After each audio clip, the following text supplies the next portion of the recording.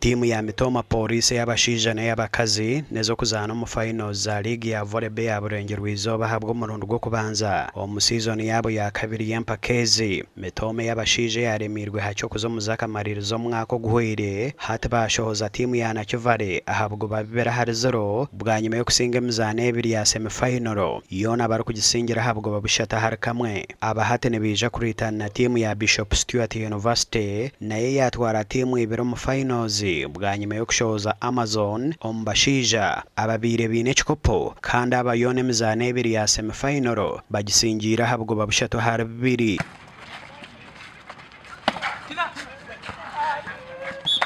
Omubakazi Mitoma yihamumbara University eyazeberwa kuzana umuzano gw'enchiro ya kabiri bwa nyuma yo kukozesa abacuba omizane ebire hizo baryanyimwe bazyo aho Mitoma singireho gumwe nambara University kasinga ho gumwe. Mitoma ombakazi hateneje kwata na timu ya Bishop Stuart University eyihamumbara Youth Volleyball Club ahabwo babushato har kamwe barana kurege nyuma ko bazitera set yo kubanza twaterisha tezende zakorata tumani gitu ntabwo aranga nanamaniga bakocha basitarama bari attached na cooperation ya team mwena finals tune kumekinga ngo chikopo twatwara dine kutwara za medals zura test kufuge nyuma. Right now we are so proud to players who qualified for the